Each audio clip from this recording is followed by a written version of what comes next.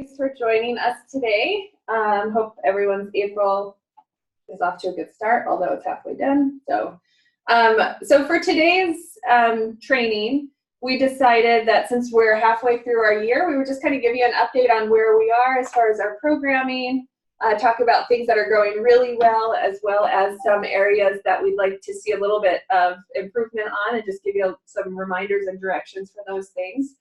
But I think you'll be happy to see we're really off to a great start for 2019. So just go ahead and remember to put your name in the chat box so you get credit for being on the call today. And we'll just kind of move through this presentation, switching who's talking about their program area. And if you have questions, go ahead and put them in the chat box, unmute yourself, however is best to let us know, or you can hold them to the end, it doesn't matter to us. So we'll go ahead and share our screen.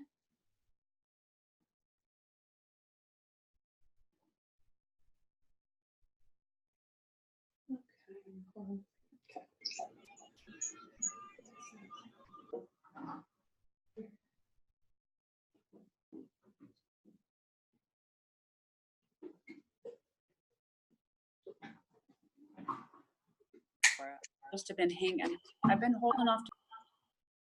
All right, so we can go to the next screen. Yeah. So sorry.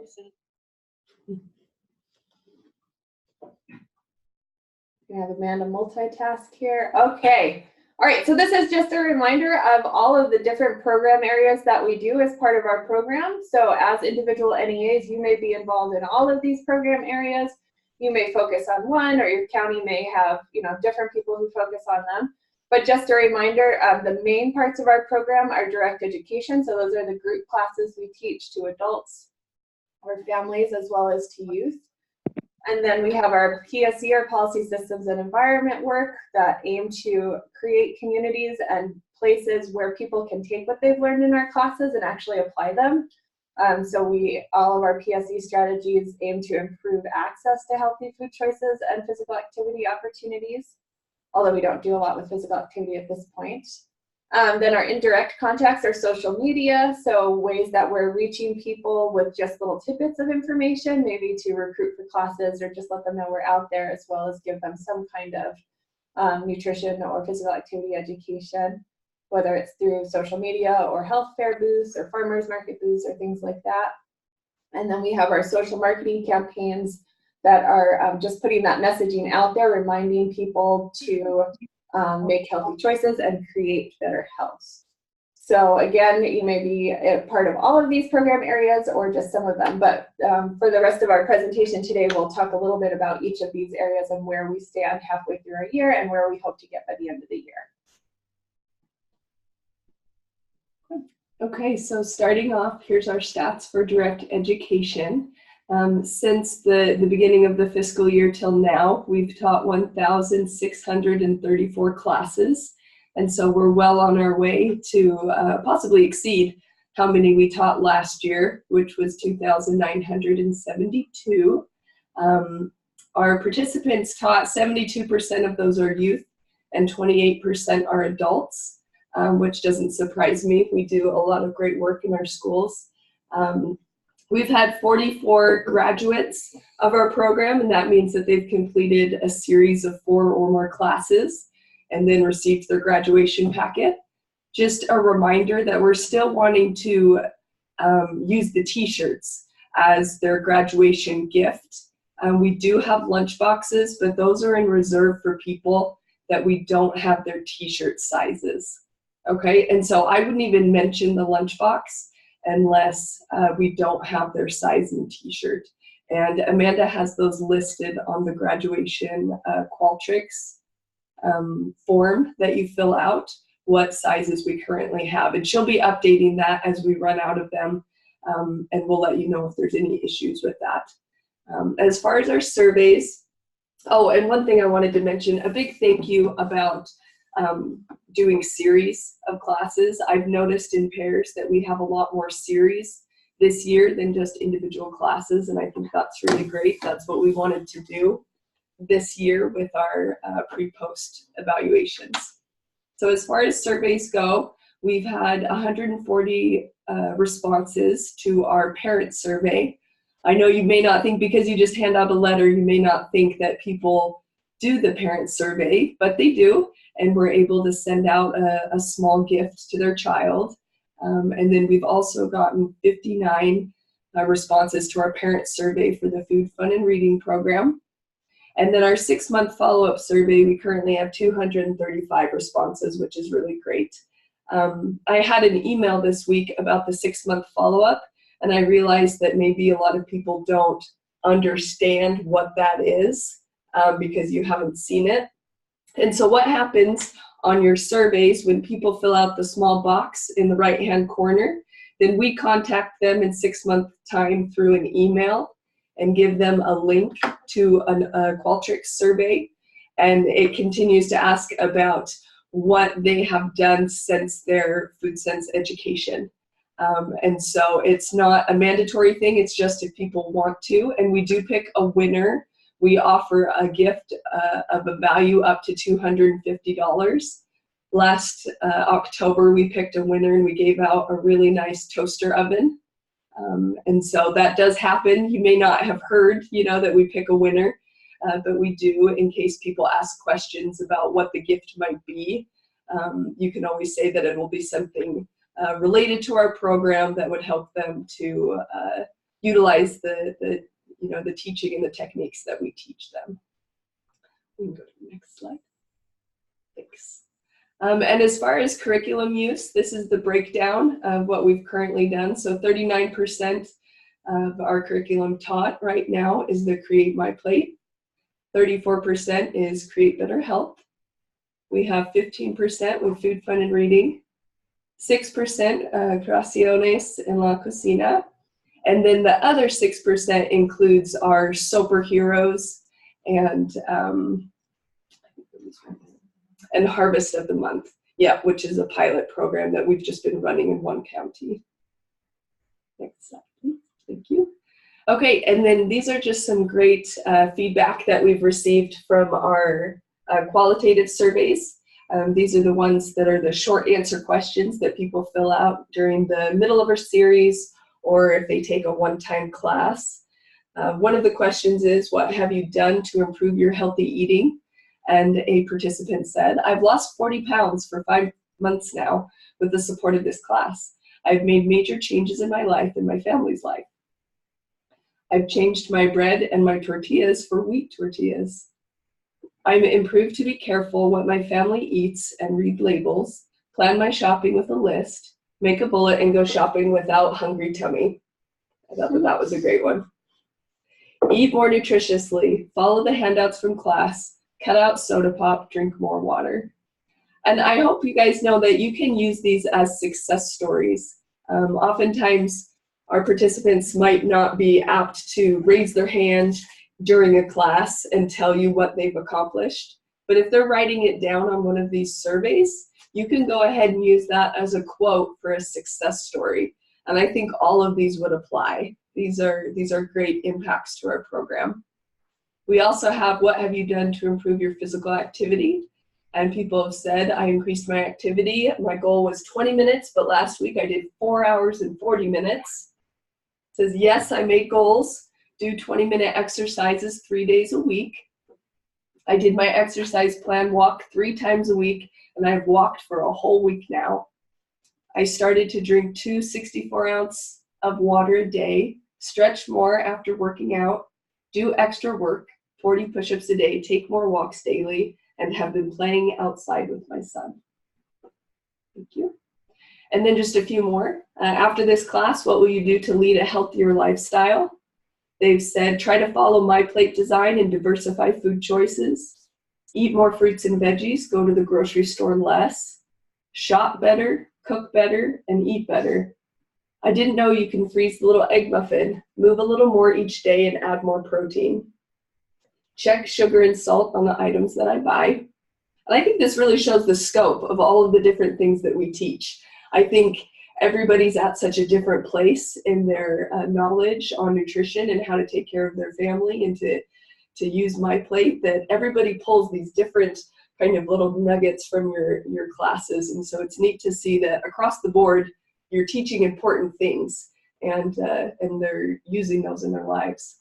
Lastly, what was the most valuable thing you learned today? Meal prep and flexibility in cooking for multiple days. I thought the list idea for writing down every meal you eat so you have ideas when struggling to make a menu was very beneficial. Ways to substitute ingredients when you forget or don't have a certain food that is needed to make a meal.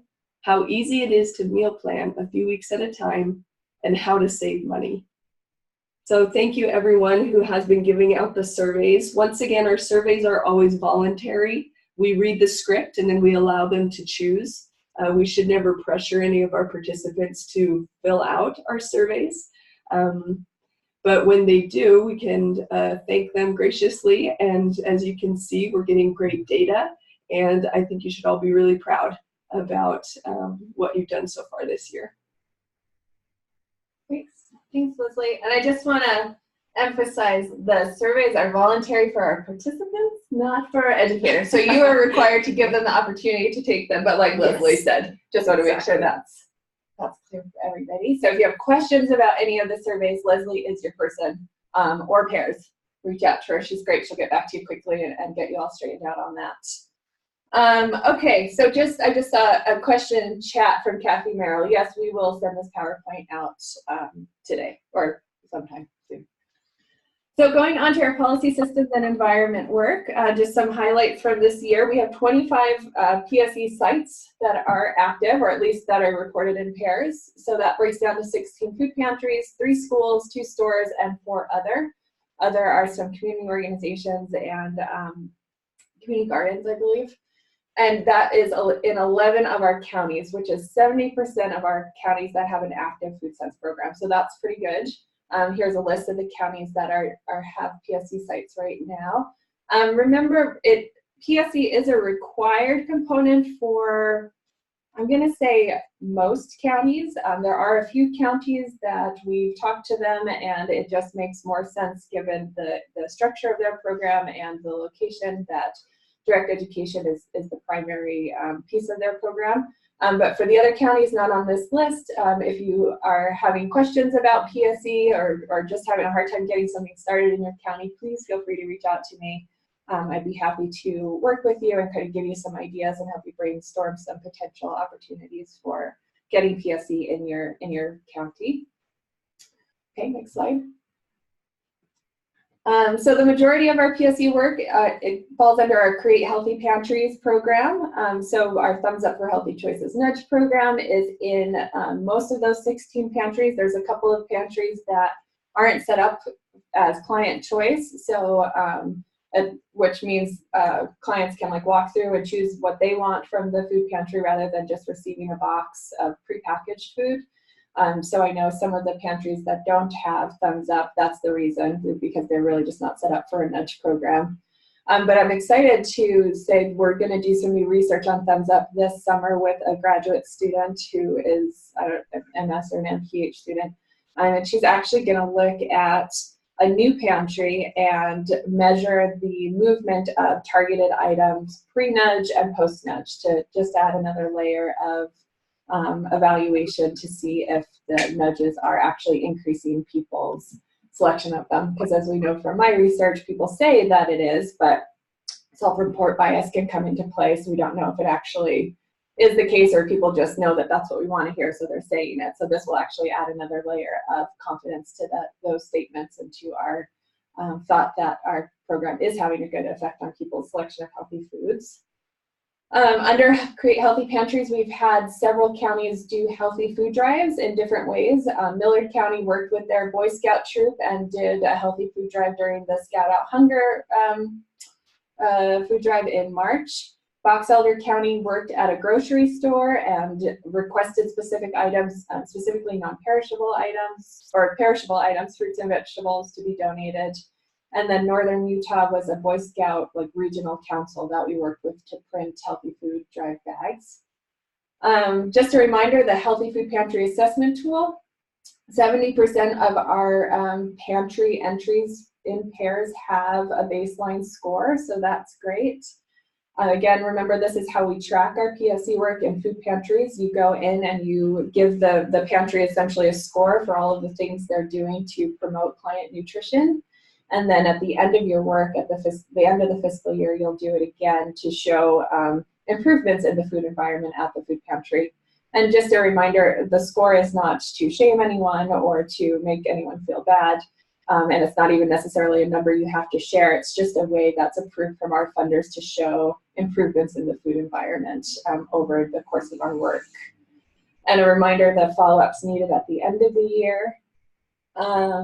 New pantries, looking in PEARS, we've been working at mostly the same pantries for a couple of years now, which is to be expected, but I think it's a good opportunity halfway through the year to look for some new pantries to work with. The way Thumbs Up is set up, ideally you would want people to take on the implementation on their own, but if that's not the case, it's a relatively easy program to maintain once it's in place. So once you get it established well in one pantry, you should be able to reduce the amount of time you have to spend there and look for another pantry to implement the program in.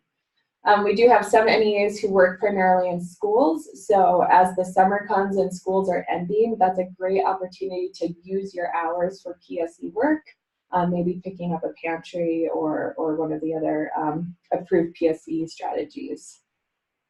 Okay, moving from pantries, the Smarter Lunchroom movement, we have it in 3 schools in Washington County. So if anyone has questions about the implementation, I could put you in contact with the Washington County folks who have started the program. I know it's the partnership with the Department of Health has been really important for that implementation. So I, again, encourage you to use that contact list to see who the health department people are in your county that could help with the implementation of Smarter Lunchrooms. We are working on a online training for Smarter Lunchrooms from the folks at the school board and the Department of Health, so that as new NEAs come on and are unfamiliar with the program but are interested in doing some PSE strategies in schools, they would be able to watch this training as part of their new hire and get just a sense of what the program is and how to start its implementation. And even though the school year is coming to an end, it's not a bad idea to contact the school at this time and maybe working on some of these changes over the summer or talk about partnering next year. So the summer, I know a lot of the food service, like management, the directors, they're 12-month employees. So the summer might actually be a really great time for you to work with them. With that, Casey, I will make available for the minutes the new list, even if it's just the main list for all the school districts. Send out that file so people know who's eligible. The numbers as of this year in October, but we just go by that for the following year, just to help you with planning. Great, yeah, that's great. So anyone who is eligible this year will be eligible next year for planning. For our purposes. For our purposes, yeah. Great, that'll be helpful. Let's see, Christy wrote, summer meal sites are a good way to get your foot in the door and establish a relationship with the staff. Yeah, that's a great point. We'll be sharing as soon as we see it from Utahns Against Hunger, I think is who usually puts out the list of the summer meal sites and the school board, obviously. That's a great way to get in your foot in the door and create those relationships with the food service folks to maybe do some Smarter Lunchroom. Also a great place to recruit for classes. So thank you for that. Create healthy stores. We've got 2 stores going, one in Davis and one in Cache County. Remember, your ultimate goal is to increase the amount of healthy items available at the store. So it might, going in and doing the nudge program at first is a good way to kind of build rapport and show work with the manager to not really take a financial risk by bringing in new products. But as you're working with the managers, you want to, go back and kind of address, okay, these things are going well. What do you think about trying some more reduced sodium canned items or having more bottled water in your cooler or things like that? So remember, that's the ultimate goal of the program. So keep working towards that goal. And at least in Cache County, I know the partnerships have been really important to manage slightly larger stores than just small corner stores. So working with the Department of Health again, it has been a great partnership for the team up here in Cache. Okay, and just a few PSE reminders. If you're interested in doing community garden work for the summer, you can use Jackie's new Create Farm Fresh Gardens program, or working with them to donate excess produce to the food pantries. And you can find how to report that in the PSE PEARS protocol, which I'll talk about in a minute. For PSE, always remember, you just want to always keep making new small improvements. You don't want to stall out and say, okay, I've got thumbs up in place and that's all I'm going to do. You want to keep working with the managers of the pantries or the stores or the schools and say, okay, we've done this, what do you want to do next?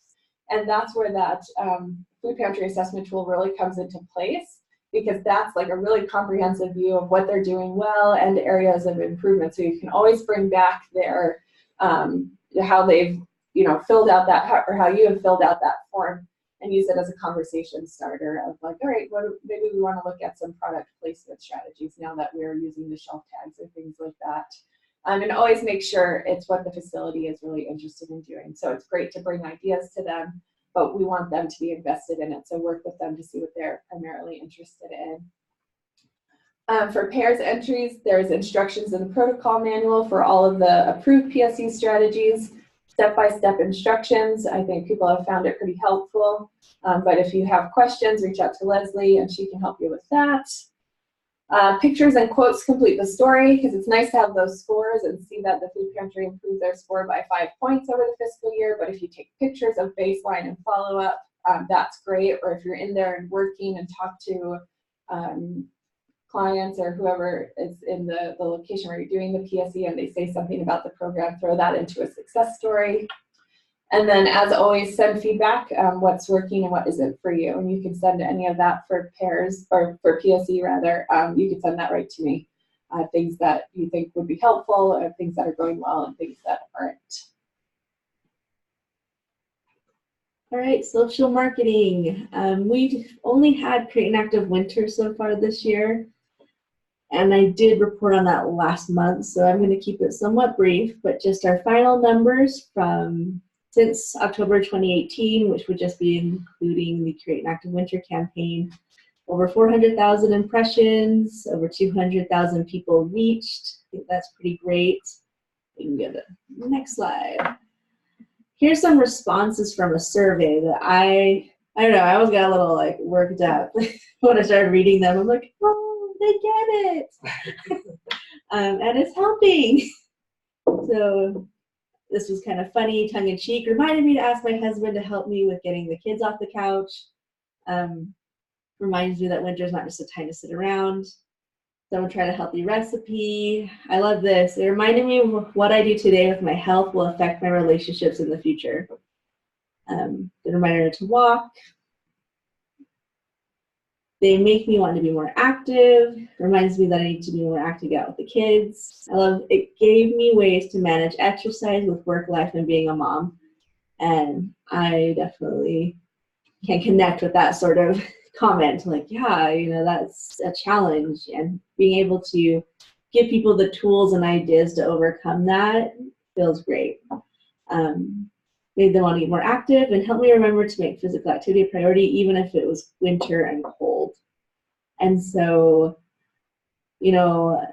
I feel like mission semi-accomplished as far as getting these points across, because that was really our goal and our mission. Last month when we talked about the purpose of the campaign, they can be active even when it's cold or even when they feel like they have all these barriers to it. And thank you all for helping get that message out there. So, yay us.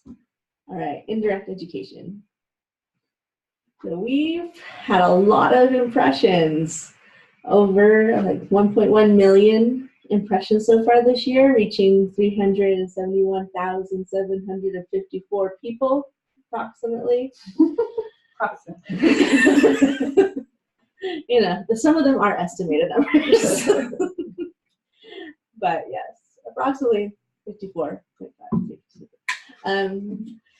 Some of the leading ways that we're reaching people are definitely electronic materials, I think it was very telling that hard copy materials also are really important. So when you're sharing handouts that get to go home and be shared, whether it's for parents or even for people in classes, what was one point, what's the number that we get to count them?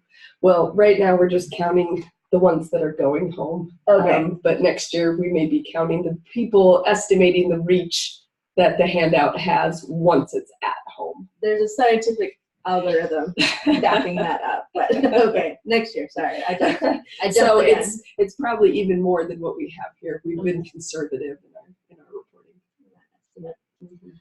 reporting. Social media is huge as well. And I think it's neat to see the places too. I think it aligns really well with what our programming tends to be is youth. And so schools being a place where we're reaching out, recruiting, and sharing indirect education aligns well with where our direct education is happening. I think another thing that's very important too is in our focus group that we conducted the focus groups we conducted a couple years ago, I heard it several times from people that the place they go to get information about health and nutrition and physical activity and all those things are actually the schools. And so that's also aligning really well that you're going where people are hoping to get information from. So that's great. And that's it for indirect. Way to go. There's a question. Oh, there's a question. How are impressions different from Oh, yeah. reach? Okay, so an impression is how many times someone is like touched or experiences something. So for example, I saw the bus ad probably 50 times, which would count as 50 impressions, but I'm just one person, so it only reached one person. And so while someone might have a lot of impressions, there's usually a smaller reach, which is good because I need to find more evidence to know how many times, but typically it takes more than just one exposure to a message for it to really sink in. And so we want to have that repeat exposure. Okay, Jocelyn is out today, so she asked me to share a little bit about what's happening online. So, and remember, everything we've talked about today is just since October. So we've had some really good reach and impressions Right. and impacts since October. All right, so statewide efforts, this is the reach of our social media sites. And she said, statewide social media is going great and everyone is doing a great job sharing and reposting the work of Candy, Shayla, Hannah, Paola, and Ashley. And she wanted to, these high reach numbers at the top here are just really showing how much everyone is sharing the content that our main social media NEAs are creating. So that's a really great way to increase reach of their efforts and not duplicating efforts. So good job there. Next slide. There's 15 counties that have their own Food Sense Facebook page, and they're doing great targeting local SNAP-Ed participants. These counties are efficiently and effectively sharing SNAP-Ed concepts as they use their page for indirect education. And we see NEAs smartly recruiting by posting upcoming events and classes in their area on their Facebook page. So great job to these 15 counties, and you can see they've had almost 120,000 people reached.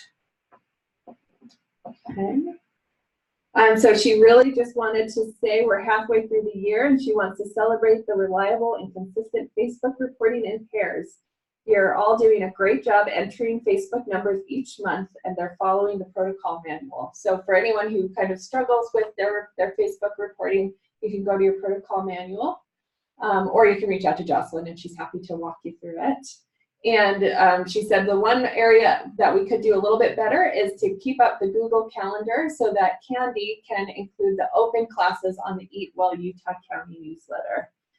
So it's not necessarily that people aren't putting the classes on the Google Calendar, it's that they're not indicating if it's an open class where it can, the public can be recruited to it, or if it's a closed class where people wouldn't be able to come from outside of that organization. So as you're putting in your Google Calendar items, please be sure to indicate if they're open or closed. because you'll see, no, it's not here, but the Eat Well newsletter is it back a couple slides? Yeah. Eat Well On the bottom. Oh yeah, yep. So the Eat Well newsletter, there's been over 350,000 newsletters sent, and the average open rate is 15%. So that's a lot of emails viewed. That's a lot of potential participants reached. So if you to use that as a recruiting tool is really smart, and it takes very little time on your part because you're already in there doing the Google Calendar. So just be sure you put open in there so that Candy can include them in your county newsletters.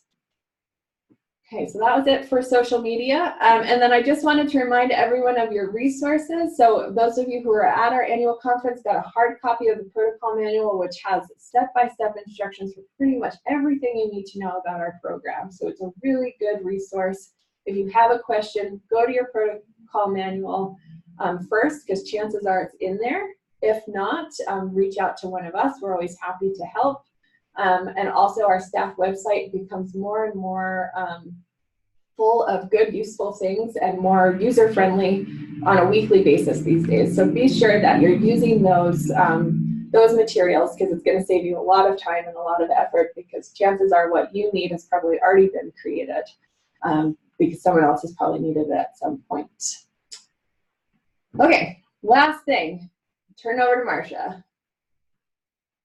All right, it was the second quarter Employee Wellness Challenge drawing, and the winner is Kendall in Davis County. So Amanda will be sending you your prize, and just a reminder that that prize is for your own personal use. It's not work, it's for you. And just a reminder to keep on modeling good behavior and take those challenges and enjoy them and have fun with them. Great. And we'll do, Marcia, correct me if I'm wrong, we'll do one more quarterly training, and then we'll do the year winner at annual conference this year, and that's a big prize. Yep, sounds right to me. Big. Big, and you'll love it. Yeah.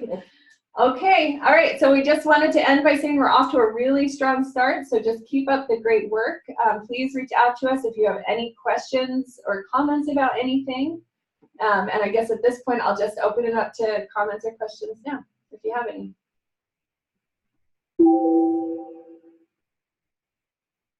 I just wanted to thank the state team for helping out this last week when we had an emergency where we had to get all of those numbers out of PEARS and show it to our commissioner. And I just really appreciated the support. So thank you so much.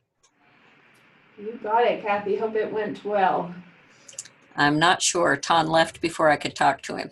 So I'll try and find out today. Okay, keep us posted. I will.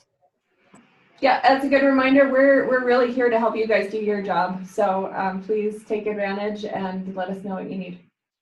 And put your name in the chat box. Okay, thanks everyone. Have a great week. Hey, this is Gaylan Peterson.